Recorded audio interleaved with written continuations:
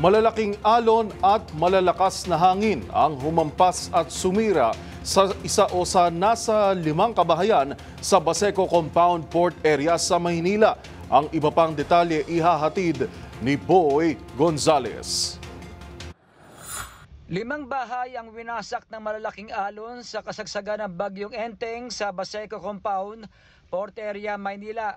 Makikita sa video na binabayo ng malalakas na alon ang mga kabahayan sa breakwater ng Block 17, Baseco Compound.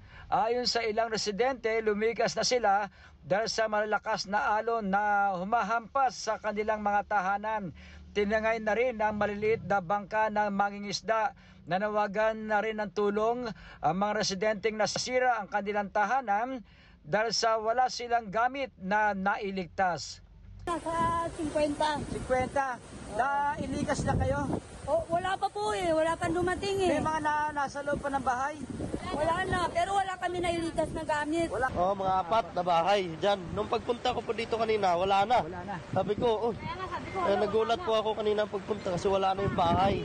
Para sa MBC TV Network News, ito si Boy Gonzales, una sa Pilipinas, una sa Pilipino.